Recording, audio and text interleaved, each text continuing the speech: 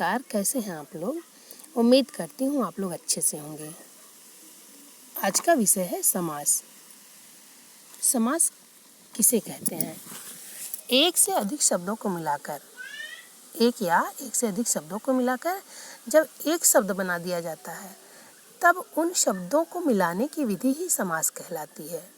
समास शब्द संस्कृत की अस धातु में सम उपसर्ग जोड़कर निर्मित हुआ है। अस धातु का अर्थ होता है संक्षेप करना। इस तरह से समास शब्द का शाब्दिक अर्थ हुआ संक्षेपीकरण करना, अर्थात जब दो या दो से अधिक स्वतंत्र शब्दों को जोड़कर नए शब्द बनाए जाते हैं तो इस प्रक्रिया को समास कहते हैं। जैसे उदाहरण में देखते हैं, जैसे राजा का महल।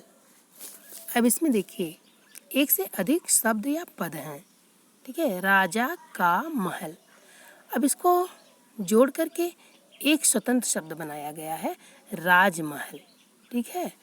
इसी प्रकार से गंगा का जल, और इसे जोड़ करके एक स्वतंत्र शब्द बनाया गया, गंगा जल। रसोई के लिए घर, जैसे रसोई घर। समास रचना में सामान्यतः दो शब्द होते हैं। पहले पद को पूर्व पद और दूसरे पद को उत्तर पद कहते हैं। यहाँ ध्यान देने की बात है बच्चों कि समास रचना करते समय सामान्यतः दो शब्द या पद होते हैं। अब दोनों पद में पहले पद को पूर्व पद कहा जाता है और दूसरे पद को उत्तर पद कहा जाता है। समास रचना से जो नया शब्द बनता है उसे क्या कहते हैं? समस्त पद कहते हैं। जैसे देखिए सरल को गत, सरणागत। अब इसमें सरल पूर्व पद है और गत उत्तर पद है। समस्त पद जो बना हो गया सरणागत। इसी प्रकार से राजा का पुत्र, राजा इसमें पूर्व पद है और का पुत्र इसमें उत्तर पद है। पूर्व पद और उत्तर पद को मिला करके जो समस्त पद बना वो क्या हुआ? राजपुत्र। इस प्रकार से हम देखते हैं समास विग्रह क्या है। समास विग्रह बच्चों सामासिक शब्द को अलग अलग करना तथा उनके आपसी संबंध को स्पष्ट करना ही समास विग्रह कहलाता है। सामासिक शब्द जैसे जो समस्त पद है, ठीक है। समस्त पद को या सामासिक शब्द ये बना, समस्त पद में जो ये शब्द बना है सामासिक शब्द बना है ना, समास विधि से निर्मित शब्द बना है। अब इस शब्द को अलग अलग करना तथा उनके आपसी संबंध को स्पष्ट करना समास विग्रह कहलाता है। समास विग्रह में ध्यान देने की बात है कि जब समस्त पद के सभी पदों को अलग अलग किया जाता है तब उस प्रक्रिया को समास विग्रह कहते हैं। जैसे उदाहरण के लिए आप ले लीजिए राजपुत्र। तो इसको जब अलग अलग किया गया, विग्रह किया गया, तो राजा का पुत्र क्या हो गया? ये समास विग्रह हो गया। जैसे यहाँ देख लीजिए समस्त पद है सरणागत, राजपुत्र का हमने बता दिया। समस्त पद है सरणागत, तो इसको अलग अलग जब किया गया तो शरण को आगत क्या हो गया? शरणागत। शरण को गत क्या हो गया? शरणागत। अब यहाँ देखिए कि सभी पदों को अलग अलग किया गया है। समस्त पद के सभी पदों को यहाँ अलग अलग किया गया है, तो इस समस्त पद को अलग अलग करना ही क्या कहा जाएगा? समास विग्रह कहा जाएगा। अब यहाँ समास विग्रह करते समय कारक की विभक्ति का प्रयोग होता है, परंतु समस्त पद में वह लोप हो जाता है। जैसे देखिए एक उदाहरण ले लीजिए, अकाल पीड़ित। उदाहरण लीजिए अकाल पीड़ित, ठीक है। अकाल पीड़ित में देखिए कि अकाल से पीड़ित। अब यहाँ देखिए कारक की विभक्ति का प्रयोग हुआ है। अकाल से पीड़ित में कारक की विभक्ति का प्रयोग हुआ है, लेकिन अकाल पीड़ित में कारक विभक्ति का लोप हो गया है। जैसे देखिए शरणागत, शरणागत। सरल को आगत। अब यहाँ जो को है ये कारक की विभक्ति चिन्ह है, कारक चिन्ह है, ठीक है। अब जब समस्त पद का निर्माण होता है तो ये कारक चिन्ह का लोप हो जाता है। जैसे राजपुत्र, राजा का पुत्र। अब यहाँ देखिए कारक की विभक्ति का प्रयोग हुआ है विग्रह में, राजा का पुत्र। यहाँ का कारक की विभक्ति का चिन्ह है, लेकिन जब इसका समस्त पद बनाया गया तो राजपुत्र हुआ, इसमें कारक चिन्ह का लोप हो गया। कई बार ध्यान देने की बात है समास विग्रह करते समय कि कई बार विभक्ति के स्थान पर कई पद होते हैं और समास करने पर बीच के पदों का लोप हो जाता है। जैसे एक उदाहरण ले लीजिए आप, दही बड़ा, दही बड़ा। अब दही बड़ा में देखिए, दही बड़ा में कारक चिन्ह का लोप हुआ है और इसका विग्रह करने पर होगा क्या कि दही में डूबा हुआ बड़ा। अब यहाँ कई पद हैं, यहाँ विभक्ति के स्थान पर कई पद हैं। जैसे दही बड़ा में दही में डूबा हुआ बड़ा, इसमें कई पद हैं और समास करने पर सभी पदों का लोप हो गया है, एक ही शब्द बन गया है दही बड़ा। इस प्रकार से समास विग्रह करते समय यह चीज़ ध्यान रखना चाहिए। अब आइए देखते हैं समास के प्रकार। समास के प्रकार, कुछ विद्वान समास के 4 प्रकार ही मानते हैं, लेकिन अर्थ के आधार पर आपके पाठ्यक्रम में समास 6 प्रकार के होते हैं। कितने प्रकार के होते हैं? समास 6 प्रकार के होते हैं। अर्थ के आधार पर समास 6 प्रकार के होते हैं। पहला है अव्ययी भाव समास, और दूसरा है तत्पुरुष समास, तीसरा कर्मधारय समास, चौथा है द्विगु समास, पांचवा है द्वंद्व समास, छठवां है बहुव्रीहि समास। अब यहाँ अनेक विद्वान हैं जो कर्मधारय समास को और द्विगु समास को तत्पुरुष समास के अंतर्गत ही मानते हैं। कर्मधारय और द्विगु समास को, ये कर्मधारय और द्विगु समास को तत्पुरुष समास के अंतर्गत ही मानते हैं। इस प्रकार वे समास के 4 भेद ही मानते हैं, लेकिन यहाँ विद्यार्थियों के लिए अर्थ के आधार पर समास के 6 भेद होते हैं जो पढ़ाया जाएगा आपके पाठ्यक्रम में है। अब आइए देखते हैं अव्ययी भाव समास। पहला समास क्या है? अव्ययी भाव समास। आइए इसकी परिभाषा देखते हैं। अव्ययी भाव समास में जिस समस्त पद का पहला पद प्रधान हो तथा समस्त पद अव्यय की तरह काम करें, उसे क्या कहते हैं? अव्ययी भाव समास कहते हैं। जिस समास में पहला पद प्रधान हो अर्थात अव्यय हो, पहला पद क्या हो? अव्यय हो, उसे अव्ययी भाव समास कहा जाता है। इसका पहला पद ही प्रधान होता है। अव्ययी भाव समास में प्रथम पद जो होता है अव्यय होता है और वही प्रधान होता है। इस प्रक्रिया से बना समस्त पद भी अव्यय की भांति ही होता है। जैसे आइए उदाहरण में देखते हैं। समस्त पद क्या है? आजन्म, विग्रह करने पर होता है जन्म से लेकर, ठीक है। इसमें आ क्या है? आ अव्यय है, यथाशक्ति, शक्ति के अनुसार, विग्रह करने पर इसका होगा शक्ति के अनुसार। और समस्त पद होगा यथाशक्ति। इसमें यथा शब्द जो है वो क्या है? अव्यय शब्द है, हाथों हाथ। अब यहाँ देखिए क्या हुआ? हाथों हाथ, समस्त पद क्या हो गया? हाथों हाथ। और विग्रह करने पर हाथ ही हाथ में, यथाक्रम, क्रम के अनुसार विग्रह करने पर हुआ। यथा समय, इसमें देखिए समय यथा, यथा अव्यय है और यही पहला पद है, ठीक है। यथा समय, यथा पहला पद है और यह अव्यय है। इसका विग्रह करने पर होगा समय के अनुसार, यथोचित, विग्रह करने पर जितना उचित हो। समस्त पद है साफ साफ, विग्रह करने पर बिल्कुल अस्पष्ट। समस्त पद है बीचों बीच, विग्रह करने पर बीच ही बीच में।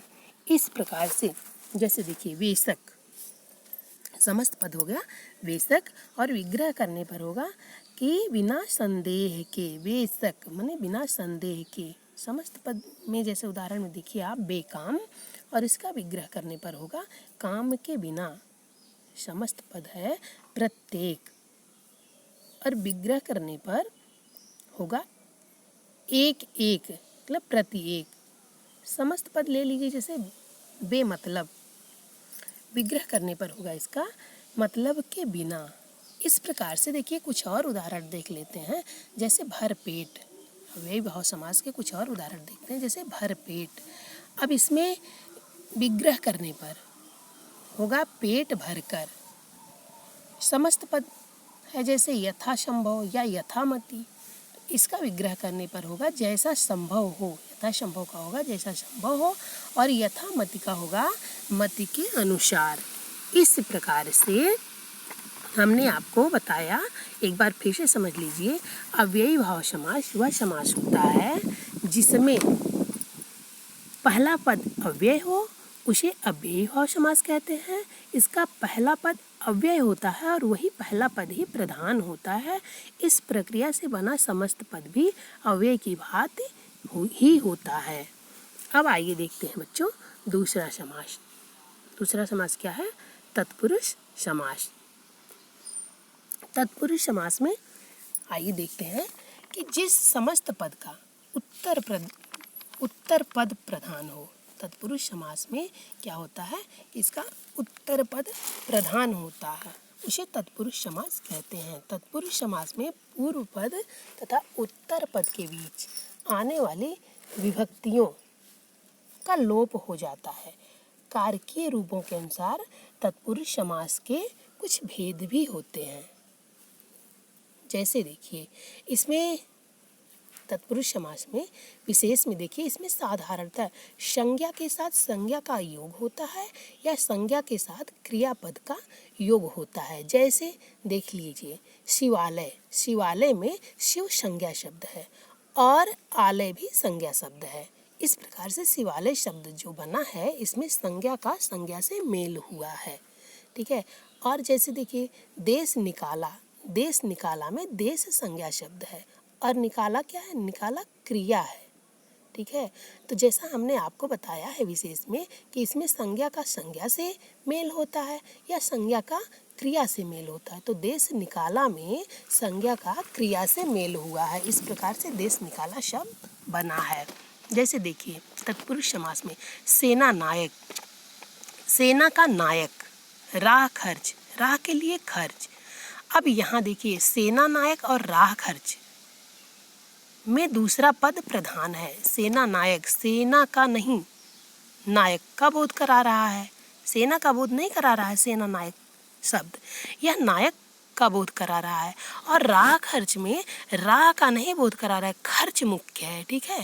तो इसका उत्तर पद प्रधान होता है, प्रथम पद ना प्रधान होकर के उत्तर पद प्रधान होता है। ये सभी तत्पुरुष समास के उदाहरण हैं। अतः हम कह सकते हैं कि जिस समास में उत्तर पद या दूसरा पद प्रधान हो और पहला पद या पूर्व पद गौड़ हो, वहाँ तत्पुरुष समास होता है।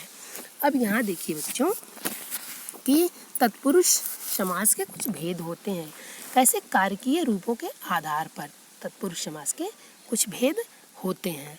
अब आइए हम देखते हैं कि तत्पुरुष समास के कौन कौन से भेद होते हैं। इसमें पूर्व पद, तत्पुरुष समास के पूर्व पद में कर्ता और संबोधन कारकों को छोड़कर शेष जिन कारकों की विभक्ति का लोप होता है उन्हीं के अनुसार तत्पुरुष समास के भेद किए जाते हैं। जैसे देखिए कर्म तत्पुरुष, जैसे कर्म तत्पुरुष, पहला क्या है? कर्म तत्पुरुष। अब यहाँ देखिए समस्त पद है ग्रामगत। कर्म तत्पुरुष की पहले हम परिभाषा समझते हैं कि जहाँ पहले पद में कर्म कारक की विभक्ति को का लोप हो वहाँ कर्म तत्पुरुष समास होता है। जैसे ग्रामगत, विग्रह करने पर हुआ ग्राम को गया हुआ, यहाँ देखिए को का लोप हुआ है, बीच में यहाँ को विभक्ति का लोप हुआ है, इसलिए यह कर्म तत्पुरुष समास होगा। और उदाहरण देखते हैं, जैसे यश प्राप्त, यश को प्राप्त, यहाँ देखिए को का लोप हो गया है समस्त पद में। यश प्राप्त जब बना है तो यश को प्राप्त, यहाँ को का लोप हुआ है। इस प्रकार से देखिए मरणासन, मरण को आसन मतलब मरण को पहुंचा हुआ या आसन। यहाँ भी देखिए को विभक्ति चिन्ह का लोप है। गिरह कट, गिरह को काटने वाला, यहाँ भी देखिए को विभक्ति चिन्ह का लोप हुआ है। इस प्रकार से हमने आपको बताया, जैसे मान लीजिए सर्वप्रिय, सबको प्रिय, गृहागत, गृह को आगत, स्वर्ग प्राप्त, समस्त पद है स्वर्ग प्राप्त, विग्रह करने पर हुआ कि स्वर्ग को प्राप्त, परलोक गमन, समस्त पद है, इसका विग्रह करने पर हुआ कि परलोक को गमन। इस प्रकार से हमने आपको समझाया कि कर्म तत्पुरुष में संबोधन कारक जो है, कर्म तत्पुरुष में पहले पद में कर्म कारक की विभक्ति को का लोप होता है। ठीक है, और जिस जगह कर्म कारक की विभक्ति को का लोप होता है वहाँ तत्पुरुष समास होता है। कर्म तत्पुरुष समास वहाँ होता है। इस प्रकार से देखते हैं करण तत्पुरुष समास। आइए देखते हैं करण तत्पुरुष।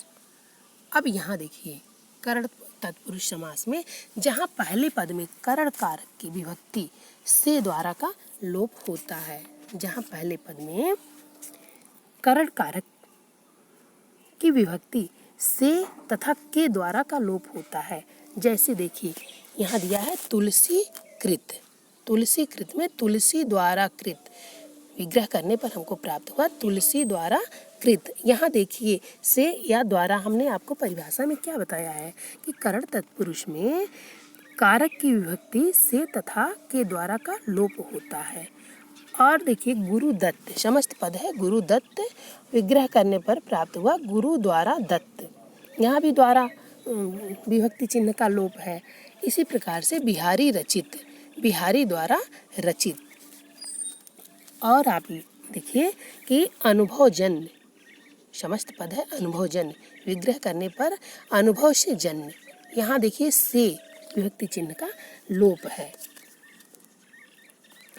ज्ञान युक्त, ज्ञान से युक्त, इसमें करण कारक की विभक्ति से का लोप है ज्ञान युक्त में। मदांध, मद से अंधा, गोबर गणेश, गोबर से बना गणेश, मन माना, मन से माना हुआ। इस प्रकार से मुँह मांगा, मुँह से मांगा। कुछ और उदाहरण देख लेते हैं। भूख मरा, भूख से मरा, कष्ट साध्य, कष्ट से साध्य, मानव निर्मित, मानव द्वारा निर्मित, शक्ति संपन्न, शक्ति से संपन्न। इस प्रकार से यहाँ विभक्ति चिन्ह से का लोप है। अब देखिए, आइए देखते हैं संप्रदान तत्पुरुष। कर्ण तत्पुरुष के बाद आता है ग संप्रदान तत्पुरुष।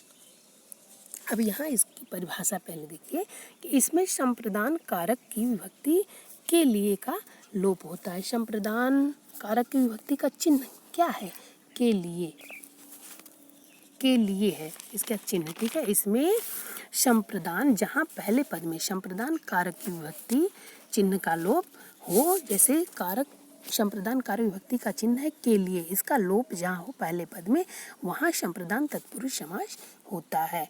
जैसे देखिए परीक्षा केंद्र, परीक्षा के लिए केंद्र, तो यहाँ के लिए का लोप है।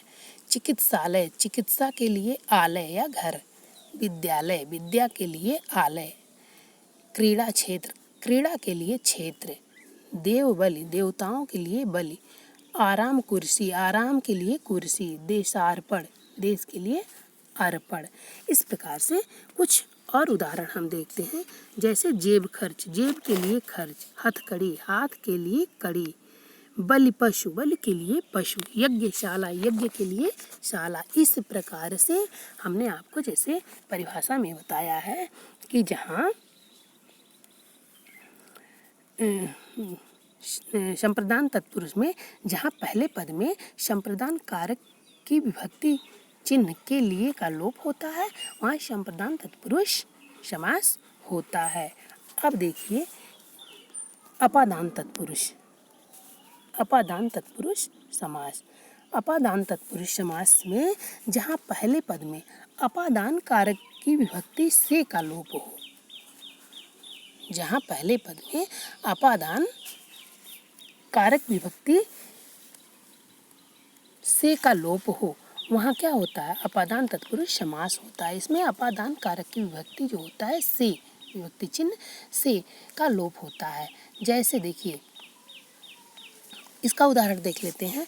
ऋण मुक्त, ऋण से मुक्त। पथ भ्रष्ट, पथ से भ्रष्ट। बंधन मुक्त, बंधन से मुक्त। गुणहीन, गुण से हीन। ईश्वर प्रदत्त, ईश्वर से प्रदत्त। पदच्युत, पद से च्युत। इस प्रकार से कुछ और उदाहरण आप देख सकते हैं। जैसे मान लीजिए पथ भ्रष्ट, पथ से भ्रष्ट। भयभीत, भय से भीत। इस प्रकार से जन्मांध, जन्म से ही अंधा है जो, ठीक है, जन्म से अंधा। इस प्रकार इसमें अपादान कारक की विभक्ति चिन्ह से का लोप हुआ है, इसलिए यह अपादान तत्पुरुष समास है। अब आइए देखते हैं संबंध तत्पुरुष समास। संबंध तत्पुरुष समास में इसमें संबंध कारक की विभक्ति का, की तथा के का लोप होता है। संबंध तत्पुरुष समास में कारक की विभक्ति का, के, की का लोप होता है। जहाँ ऐसा होता है वहाँ संबंध तत्पुरुष समास होता है। जैसे देखिए उदाहरण देख लीजिए, ब्राह्मण पुत्र, ब्राह्मण का पुत्र, यहाँ का लोप है। लक्ष्मीपति, लक्ष्मी का पति। घुड़दौड़, घोड़ों की दौड़। उद्योगपति, उद्योग का पति। देशवासी, देश का वासी। पूंजीपति, पूंजी का पति। इस प्रकार से कुछ और उदाहरण हम देख लेते हैं बच्चों संबंध तत्पुरुष का। जैसे देखिए, राजाज्ञा, राजा की आज्ञा। जल प्रवाह, जल का प्रवाह। सेना नायक, सेना का नायक। अब यहाँ हमने आपको परिभाषा में बताया कि इसमें संबंध तत्पुरुष में कारक की विभक्ति का जो चिन्ह है का, की तथा के, इसका लोप होता है। और जो हम उदाहरण आपको बता रहे हैं, जैसे देखिए गंगा तट, गंगा का तट, इसमें देखिए का विभक्ति इनका लोप हो गया है गंगा तट में। भारतवासी, विग्रह करने पर प्राप्त हुआ भारत का वासी। समस्त पद है राजदूत, विग्रह करने पर प्राप्त हुआ राजा का दूत। इसमें का विभक्ति चिन्ह का लोप हुआ है, इसलिए यह संबंध तत्पुरुष समास है।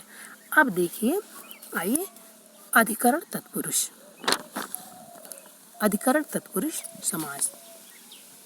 अधिकरण तत्पुरुष समास में आइए इसकी परिभाषा देखते हैं। अधिकरण तत्पुरुष समास में कारक की विभक्ति में तथा पर का लोप होता है। अधिकरण तत्पुरुष समास में कारक की विभक्ति चिन्ह में तथा पर का लोप होता है। जहाँ अधिकरण कारक की विभक्ति चिन्ह में तथा पर का लोप होता है वहाँ अधिकरण तत्पुरुष समास होता है। जैसे देखिए, घुड़सवार, समस्त पद है घुड़सवार। विग्रह करने पर प्राप्त हुआ घोड़े पर सवार। यहाँ पर अधिकरण कारक चिन्ह पर का लोप हुआ है। जैसे समस्त पद है सिर दर्द। विग्रह करने पर प्राप्त हुआ सिर में दर्द। यहाँ में का लोप हुआ है, कारक चिन्ह में का लोप हुआ है। आप बीती, अपने आप पर बीती। यहाँ देखिए अधिकरण तत्पुरुष चिन्ह, अधिकरण कारक चिन्ह पर का लोप हुआ है। वनवास, वन में वास।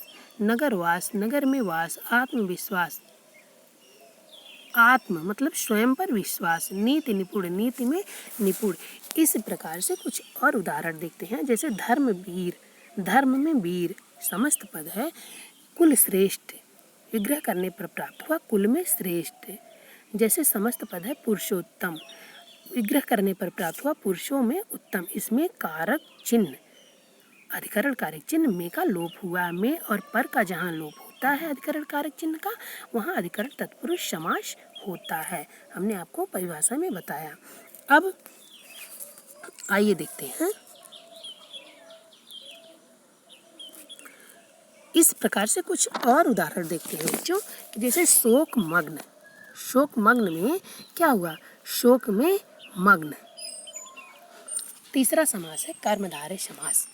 आइए देखिए, तीसरा समास है कर्मधारय समास। कर्मधारय समास की परिभाषा पहले देखते हैं कि जिस समास में पूर्व पद तथा उत्तर पद में विशेषण विशेष से या उपमान उपमेय का संबंध हो, जिस समास में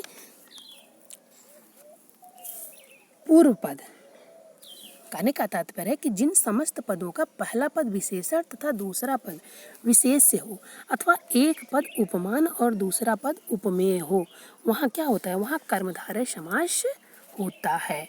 कर्मधारय समास की परिभाषा में हमने आपको बताया कि जिस समास में पूर्व पद तथा उत्तर पद में विशेषण विशेष या उपमान उपमेय संबंध हो, वहाँ कर्मधारय समास होता है। जैसे देखिए कि जिन समस्त पदों का पहला पद विशेषण हो तथा दूसरा पद विशेष्य हो अथवा एक पद उपमान हो और दूसरा पद उपमेय हो, वहाँ कर्मधारय समास होता है, उसे कर्मधारय समास कहते हैं। जैसे देखिए कुछ उदाहरण देख लेते हैं। नील गाय, नीली है जो गाय। नील कमल, नीला है जो कमल। समस्त पद है चंद्रमुख, विग्रह करने पर चंद्र जैसा मुख। समस्त पद है अंधविश्वास, विग्रह करने पर अंधा है जो विश्वास। समस्त पद है महादेव और विग्रह करने पर प्राप्त हुआ महान है जो देव। समस्त पद है महाविद्यालय और विग्रह करने पर महान है जो विद्यालय। समस्त पद है अधपका, विग्रह करने पर आधा है जो पका। समस्त पद है घनश्याम, विग्रह करने पर घन के समान श्याम। समस्त पद है महात्मा और विग्रह करने पर महान है जो आत्मा। इस प्रकार से कर्मधारय समास में हमने आपको बताया कि जिन समस्त पदों का पहला पद विशेषण तथा दूसरा पद विशेष्य हो अथवा एक पद उपमान और दूसरा पद उपमेय होता है, वे कर्मधारय समास कहलाते हैं। अब आइए देखिए कर्मधारय समास के बाद चौथा क्या है, द्विगु समास। चौथा क्या है, द्विगु समास। द्विगु समास, इसका आइए इसकी परिभाषा पहले देखते हैं द्विगु समास की, कि जिस समास में पूर्व पद संख्यावाचक विशेषण हो वह द्विगु समास कहलाता है। समस्त पद द्वारा किसी समूह या समाहार का बोध होता है। ठीक है, जिस समस्त पद का पूर्व पद क्या होता है, संख्यावाची होता है, उसे द्विगु समास कहा जाता है। अब यहाँ समस्त पद द्वारा किसी समूह या समाहार का बोध होता है। उदाहरण में जैसे देखिए सत सही, समस्त पद क्या है, सत सही और विग्रह करने पर प्राप्त हुआ 700 दोहों का समूह। 700 दोहों का समूह। समस्त पद है चार पाई और विग्रह करने पर प्राप्त हुआ 4 पैरों का समाहार या समूह। समस्त पद है दोपहर और विग्रह करने पर प्राप्त हुआ 2 पहरों का समूह। समस्त पद है त्रिवेणी, विग्रह करने पर प्राप्त हुआ मतलब 3 बेड़ियों का समूह। समस्त पद है नवरत्न और विग्रह करने पर प्राप्त हुआ 9 रत्नों का समाहार। समस्त पद है अष्ट सिद्धि और विग्रह करने पर प्राप्त हुआ 8 सिद्धियों का समाहार। इस प्रकार हमने आपको बताया है कि जब समस्त पद द्वारा किसी समूह या समाहार का बोध होता है तो वहाँ द्विगु समास होता है और इसमें पूर्व पद क्या होता है, संख्यावाची होता है। समस्त पद है शताब्दी, विग्रह करने पर प्राप्त हुआ शत मतलब 100 शब्दों वर्षों का अब्दों। शताब्दी शत और अब्द, शत मतलब 100, अब्दों मतलब वर्षों का समूह। समस्त पद है पंचतंत्र और विग्रह करने पर प्राप्त हुआ 5 तंत्रों का समाहार। इस प्रकार से बच्चों हमने आपको बताया कि जिस समास में पूर्व पद संख्यावाचक विशेषण हो और वह समस्त पद द्वारा किसी समूह या समाहार का बोध होता हो, वहाँ क्या होता है, द्विगु समास होता है। इस प्रकार से अब आइए देखते हैं द्वंद्व समास। द्वंद्व समास की परिभाषा देखते हैं। जिस समास में दोनों पद प्रधान होते हैं, द्वंद्व समास में होगा बच्चों कि जिस समास में दोनों पद प्रधान होते हैं तथा विग्रह करने पर और अथवा या, योम तथा आदि शब्दों का प्रयोग किया जाता हो, वहाँ द्वंद्व समास होता है या वह द्वंद्व समास कहलाता है। जिस समस्त पद के, एक बार फिर से परिभाषा देख लीजिए, कि जिस समस्त पद के दोनों पद प्रधान हो तथा विग्रह करने पर बीच में और लगता है उसे द्वंद्व समास कहते हैं। जैसे ये उदाहरण देखते हैं। समस्त पद है माता पिता, समस्त पद क्या है, माता पिता अब यहाँ देखिए माता विग्रह करने पर प्राप्त हुआ माता और पिता समस्त पद है पाप पुण्य, विग्रह करने पर प्राप्त हुआ पाप या पुण्य समस्त पद है दूध दही, विग्रह करने पर दूध है अथवा दही समस्त पद है अन्न जल, विग्रह करने पर अन्न और जल। यहाँ देखिए और अथवा या और इन चीज़ों का लोप हुआ है समस्त पद में, ठीक है। जैसे पति पत्नी समस्त पद है, पति और पत्नी विग्रह करने पर प्राप्त हुआ समस्त पद है देश विदेश, विग्रह करने पर देश और विदेश समस्त पद है खट्टा मीठा, विग्रह करने पर प्राप्त हुआ खट्टा और मीठा समस्त पद है हानि लाभ, विग्रह करने पर प्राप्त हुआ हानि और लाभ समस्त पद है राधा कृष्ण, विग्रह करने पर प्राप्त हुआ राधा और कृष्ण। इस प्रकार से हमने आपको बताया है कि जहाँ जिस समास में दोनों पद प्रधान होते हों, जैसे देखिए माता पिता, अब इसमें माता पिता दोनों प्रधान हैं, दोनों की प्रमुखता है माता और पिता, ठीक है, जिसके दोनों पद प्रधान हो तथा विग्रह करने पर और अथवा या यौम तथा आदि शब्दों का प्रयोग किया जाता हो वहाँ द्वंद्व समास होता है। दोनों पद प्रधान है, पाप पूड़े में दोनों पद प्रधान है, दूध दही में दोनों पद प्रधान है, अन्न जल में दोनों पद प्रधान है, पति पत्नी में दोनों पद प्रधान है। इस प्रकार से यहाँ क्या हुआ द्वंद्व समास हुआ। अब आइए देखते हैं बहुव्रीहि समास। छठवां और अंतिम समास जो है वह है बहुव्रीहि समास। बहुव्रीहि समास जहाँ इसका उदाहरण इसकी परिभाषा देखते हैं। बहुव्रीहि समास के जहाँ समस्त पद में आए दोनों पद गौड़ होते हैं तथा ये दोनों मिलकर किसी तीसरे पद अन्य पद के विषय में संकेत करते हो वहाँ क्या होता है, वहाँ बहुव्रीहि समास होता है। जैसे देखिए जिस पद में कोई भी पद प्रधान ना हो, दोनों पद में कोई भी पद प्रधान ना हो और समस्त पद किसी अन्य पद की ओर संकेत करे, किसी अन्य पद की विशेषता प्रकट करे, वहाँ क्या होता है बहुव्रीहि समास होता है, उसे बहुव्रीहि समास कहते हैं। जैसे देखिए उदाहरण में पीतांबर, पीला है जिसका अंबर, नीलकंठ, नील है कंठ जिसका मतलब नीला है कंठ जिसका अर्थात शिव, पीतांबर अर्थात विष्णु, दशानन, 10 हैं आनंद जिनके अर्थात रावण, चक्रपाण, चक्र है पाण मतलब हाथ में जिसके अर्थात भगवान विष्णु, चतुर्भुज 4 हैं भुजाएं जिसकी, बीड़ा पाण, बीड़ा है पाण मतलब हाथ में जिसके, त्रिलोचन 3 है लोचन मतलब नेत्र जिसके, अंशुमाली अंश मतलब किरणें हैं माला जिसकी। इस प्रकार से यहाँ देखिए पीतांबर, नीलकंठ, दशानन, चक्रपाण, चतुर्भुज, बीड़ापाण, इसमें विग्रह करने पर भी इसका विग्रह करने पर ये दोनों पद की विशेषता नहीं बता रहा है, ना तो पूर्व पद की विशेषता बता रहा है ना तो उत्तर पद की, ये अन्य पद की विशेषता बता रहा है, इसलिए यहाँ बहुव्रीहि समास होगा। अब आइए देखते हैं कुछ समासों में अंतर है। जैसे विभिन्न समासों में कुछ समासों में हम अंतर देखते हैं। जैसे देखिए कर्मधारय और बहुव्रीहि समास में अंतर जो होता है आइए उसका हम उदाहरण से देखते हैं। जैसे देखिए कमल नयन, कमल नयन क्या है, पहले हम परिभाषा देख लेते हैं कि कर्मधारय और बहुव्रीहि समास में अंतर कैसे होता है। कर्मधारय समास में विशेषण विशेष अथवा उपमान उपमेय का संबंध होता है तथा उत्तर पद प्रधान होता है। कर्मधारय समास में उत्तर पद प्रधान होता है, लेकिन बहुव्रीहि समास में समस्त पद में पूर्व पद और उत्तर पद दोनों ही सामान्य होते हैं। ये दोनों पद मिलकर तीसरे विशेष अर्थयुक्त पद की ओर संकेत करते हैं। जैसे देखिए कमल नयन, यहाँ दिया ना उदाहरण में कमल नयन। अब कमल नयन में कमल के समान इसका जब विग्रह किया गया तो हुआ कमल के समान नयन, कमल के समान नयन, किसी की समानता दिखाई दे रही है, इसलिए यहाँ क्या हुआ कर्मधारय समास। और यही विग्रह जब कमल के समान नेत्र हैं जिनके अर्थात भगवान विष्णु, तो यहाँ क्या हो जाएगा, यहाँ बहुव्रीहि समास हो जाएगा। इसी प्रकार से नीलकंठ, नीला है कंठ जो, नीला है कंठ जो अर्थात क्या हुआ कर्मधारय समास हुआ, नीला है कंठ जो कर्मधारय समास हुआ। और नीलकंठ का विग्रह करिए कि नीला है कंठ जिनका अर्थात शिव, तो यहाँ क्या हो गया, यहाँ बहुव्रीहि समास हो गया। इसी प्रकार से पीतांबर, पीला है जो अंबर, यहाँ हुआ कर्मधारय समास। इसी प्रकार से पीला है अंबर जिसका, पीला है अंबर जिनका अर्थात विष्णु, यहाँ क्या होगा, बहुव्रीहि समास हो जाएगा।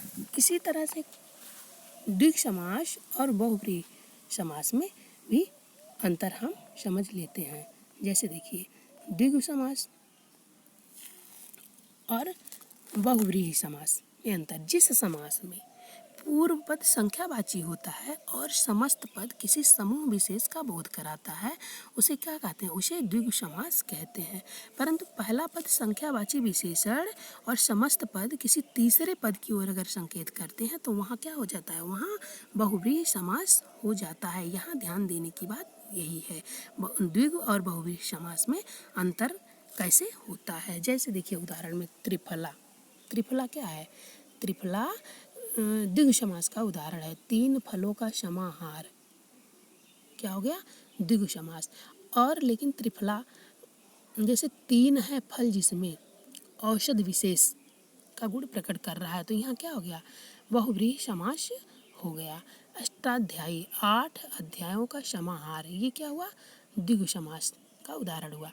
और लेकिन इसको देखिए कि ये बहुव्रीहि समास कैसे होगा। 8 है अध्याय जिसमें पाणिनीय व्याकरण, अर्थात क्या, पाणिनीय व्याकरण जिसमें 8 अध्याय हैं, यहाँ क्या हो गया, बहुव्रीहि समास हो गया। इसी प्रकार से चतुर्भुज, 4 भुजाओं का समाहार, द्विगु समास हो गया। और 4 भुजाएं हैं जिनकी, अर्थात विष्णु, यहाँ क्या हो गया, यहाँ बहुव्रीहि समास हो गया। इस प्रकार से बच्चों हमने आपको पूरा समास पढ़ाया और हम उम्मीद करते हैं कि आपको अच्छे से समझ में भी आया होगा। कई बार ऐसा होता है कि समस्त पद कर्मधारय हैं या बहुव्रीहि तथा बहुव्रीहि हैं या द्विगु, इनमें अंतर करना कठिन हो जाता है। समास विग्रह करने से यह अंतर स्पष्ट हो जाता है। जैसे देखिए पीतांबर, पीत है जो अंबर, पीत है अंबर जिसका अर्थात कृष्ण। इस प्रकार से बच्चों हमने आपको समझाया, हम उम्मीद करते हैं आपको समझ में जरूर आया होगा।